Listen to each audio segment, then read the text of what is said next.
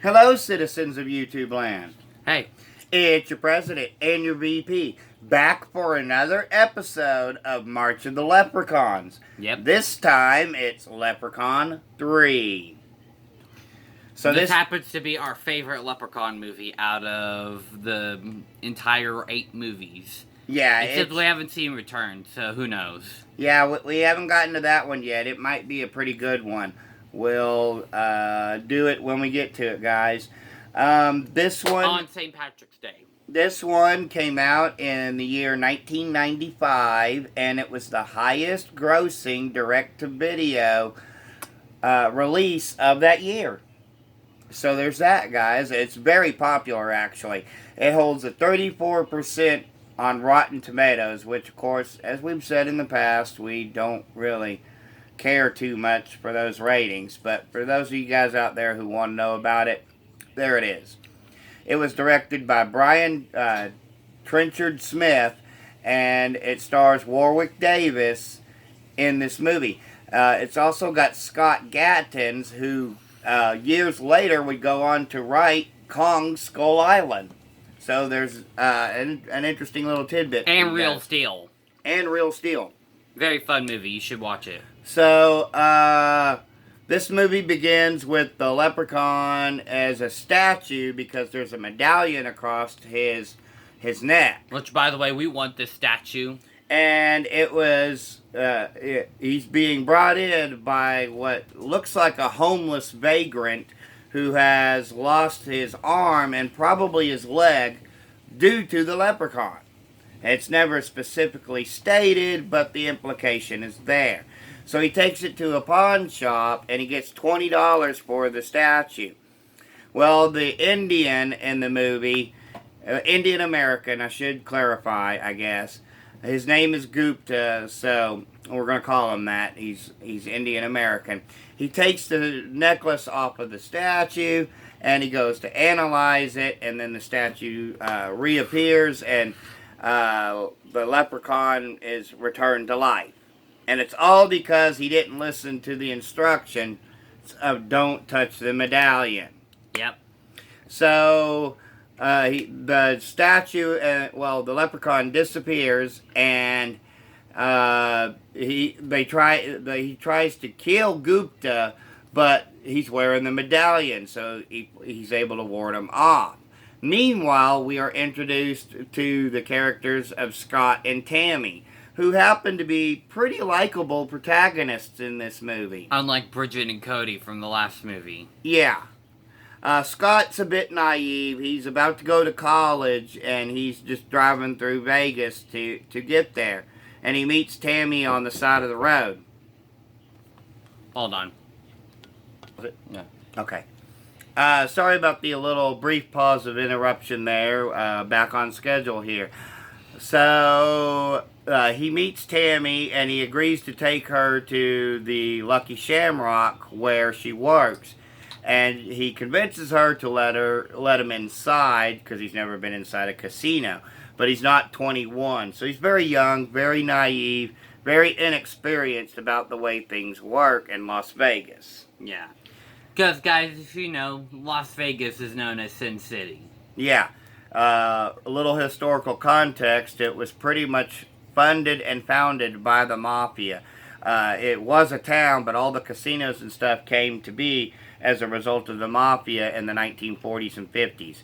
So there's that.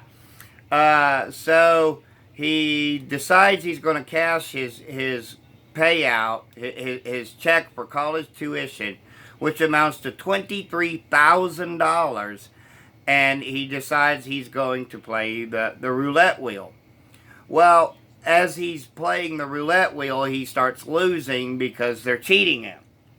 And meanwhile, the leprechaun has successfully killed Gupta and but one of his gold coins has come up missing, and it was not in the gold. It was not in the crock.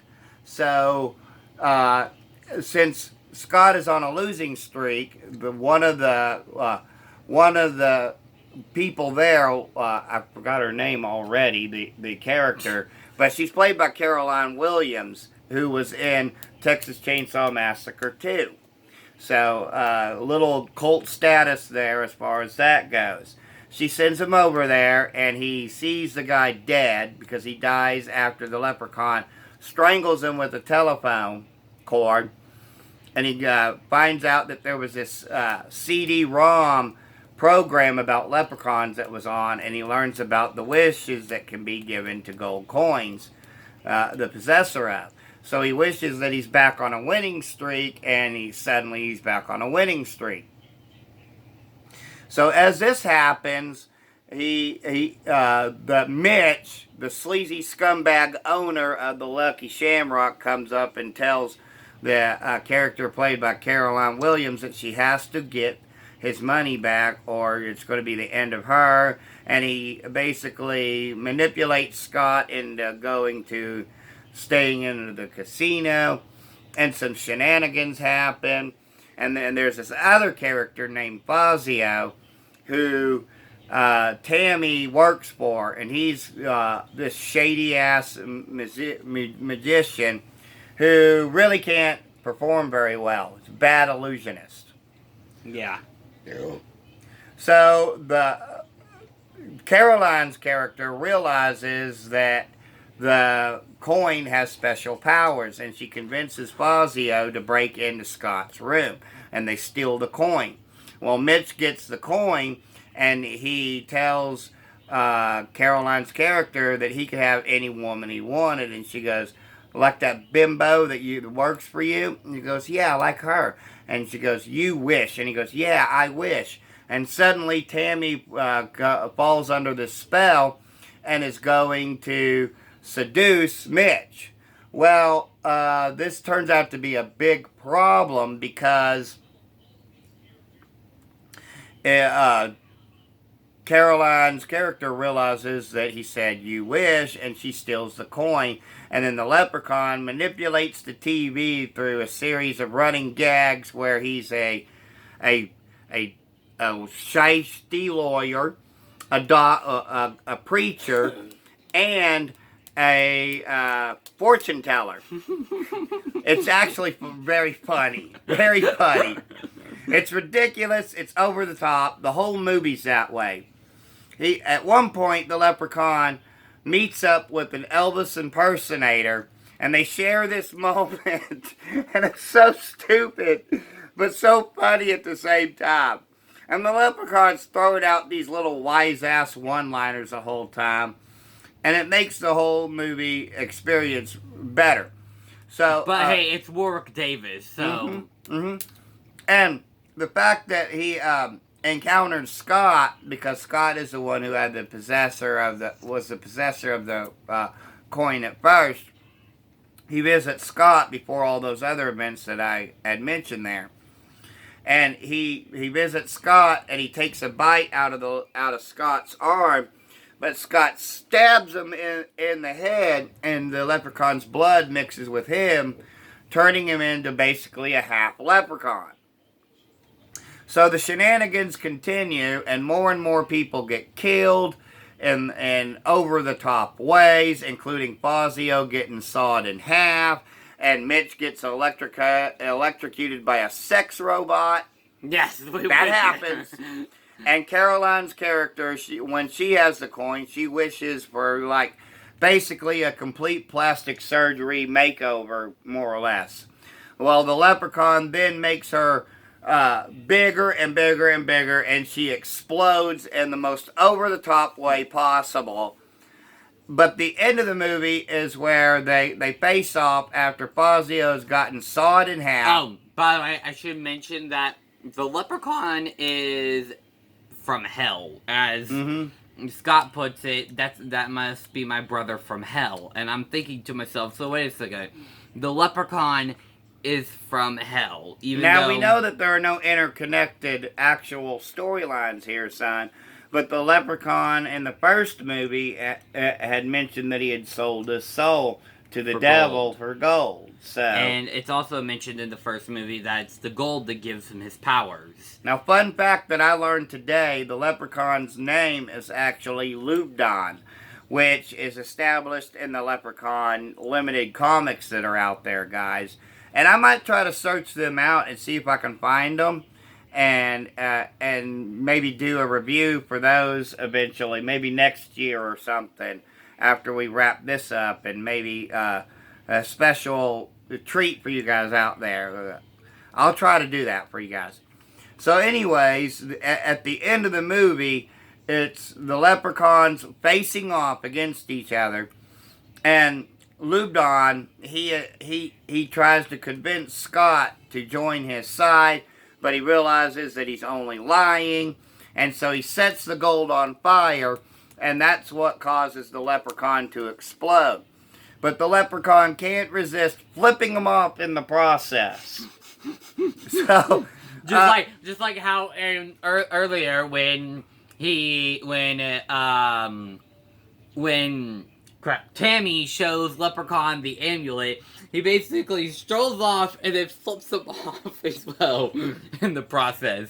And he was even trying to catch down a taxi in Las Vegas, and one of them passes him by, and he flips that person off as well. Another fun fact about this movie is that it's actually Warwick's favorite of the series. He said that the director really got the comedy, and they got the most out of the budget that they had. And that actually shows in the movie. And I think that's why it's such technically a big step up from the second one. So, having said all this, guys, my final rating for this one is 5 out of 5. What say you? Also a 5 out of 5. Yeah, if you haven't checked it out... This may be the only 5 out of 5 Leprechaun movie we're gonna have. Well, the first one got one, too. Yeah. But this one, check it out, guys. If you've never seen it before, you can catch it on Peacock. It's also available in the Leprechaun Complete Collection series. There is one out there. It's available on DVD. It's available on DVD and Blu-ray now, so you guys can go search that out. But you can also find it on Peacock, and it's a free subscription. You don't even have to pay for the Peacock Premium to be able to watch it. So, having said all that, though, if you think that Leprechaun 3 is the worst of the series and nobody should watch it, well, you are absolutely wrong, because we're getting to that one next time. I know. But hey, just remember, we're just two idiots with a cell phone camera. Our opinions do not matter. Except they actually do, because we have a YouTube show. Except they actually don't. So, having said that, we'll see you guys next time on March of the Leprechauns for Leprechaun in Space. Yeah, we got to do that. Fun fact that when coming up for the fourth film, they actually said, what location can we send the Leprechaun next? And somebody joked about sending him to space, and then it just became a reality. Yeah, I think maybe they were following along the same lines of Hellraiser, because the year before Leprechaun in Space, we got Hellraiser Bloodlines, which was partially set in space. So, or possibly Jason X. Well, Jason X was much later. Oh. So, anyways, guys, we'll see you guys next time. And hey, remember one thing from us, okay? And take it to heart. Peace and love from Denny and Son. Bye!